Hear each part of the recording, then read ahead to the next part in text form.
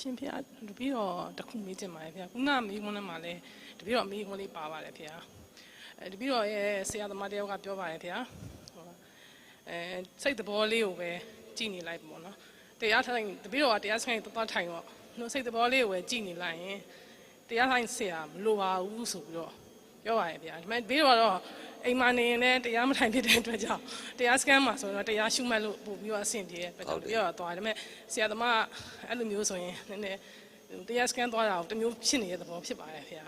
ပေမဲ့တပည့်တော်လည်းဘယ်လိုရှင်းပြမှမသိလို့ခုနကဆရာတော်ဖေကိုတပည့်တော်ရှောက်ထားပြီးတော့မေးခွန်းနေမေးထားပါဖေဟုတ်ပြီဆရာတော်ဖေအနေနဲ့တပည့်တော်တရားစကန်ထိုင်တင်သလားဒါမှမဟုတ်လေတရားစကန်မသွားဘဲနဲ့ပဲဒီလိုပဲအိမ်မှာပဲဆရာတပည့်တော်ရဲ့ဆရာသမားတရားပြောသလိုမျိုးကိုယ်စိတ်သဘောလေးပဲကိုရှုမှတ်နေုံနဲ့တပည့်တော်လိုချင်တဲ့နိဗ္ဗာန်ကိုရနိုင်ပါမလားဆိုတော့ဟုတ်တယ်လေမေးတာမေးထပ်ပြီးတော့ရှင်းကျင်ပါတယ်ဗျာဘာလို့တပည့်တော်တရားစကန်သွားတိုင်းအဲ့ဒါစကားနည်းနည်းအနှောက်အယှက်ဖြစ်နေလို့ပါဗျာဟုတ်ပြီခုနဦးစင်းဖြေတဲ့ထဲမှာပါတယ်တင်ပါဗျာဘယ်မူနဲ့ကြည့်ချင်းဘယ်ဆရာနဲ့ကြည့်ချင်းဘယ်နေရာမှာပဲကြည့်ချင်းဒုက္ခိန္ဒြေကြော်ပြီလားဟုတ်ပြီနော်ယောဂီကာယကဒုက္ခဝေဒနာပေါ်မှာဒေါသမီချုပ်ပြီလားမြဲတော့မချုပ်ပါဘူးအေးဟုတ်ပြီချုပ်ကိုချုပ်ရမီးကိုတောက်လို့မရဘူးမီးရှို့မလောင်ဘူးမလောင်ပါဘူးအဲ့ဒီဦးဇင်းတို့လိုချင်တယ်အဲ့ဒီဆရာပေးနိုင်သလားသူပြောတဲ့အတိုင်းကြီးအိမ်မှာကျင့်နေလို့မီးသေးနိုင်သလားသေးနိုင်ပါဘူးခင်ဗျမသေးနိုင်လားခဲ့သေးနေအောင်တတ်မဲ့ဆရာကြီးသွားပြီတော့ဘယ်သူလဲဦးဇင်းမသိ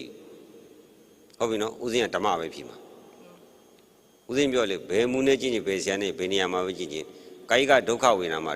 ဒေါသဖြစ်စေတဲ့အကြောင်းတဏှာကိုတတ်လိုက်မယ်ဆိုရင်မီးရှို့တဲ့ပုဂ္ဂိုလ်မရှိမီးလောင်စရာမရှိတော့ဘူးလေဟုတ်ပြီလားဒီစိတ်ကလေးကိုကြည့်နေပါကြည့်တော့ကြည့်နေတာပဲကြည့်ဘယ်ချိန်ကြည့်ကြည့်ဒီစိတ်ကလေးကရှိနေတာပဲဒီစိတ်ကတော့တမျိုးမျိုးတော့ရှိနေတာပဲပေါ့ဒါဝေဒနာလည်းတက်တော့ဒီစိတ်ကကြည့်မခံတော့ငါနဲ့ပေါင်းပြီးတော့လှုပ်မပြင်းမဖြစ်မသွားဘူးလားအဲ့ဒါမှားတယ်မရသေးဘူးအဲ့လိုဖြစ်လာရင်ဘယ်လိုဆက်ကြည့်ရမှာလဲမရတော့မယ်လေဦးဇင်းတို့ကြတော့ဒီဆရာမူမှားတယ်လို့မဆိုလို့ယောဂီကိုယ်တိုင်စစ်သေတော့သူလာခံမှာမဟုတ်ကိုယ့်ဘာကိုခံမှာကိုယ့်ရဲ့ခန္ဓာတပ်ပွဲမှာကိုယ်လုံုံမမလား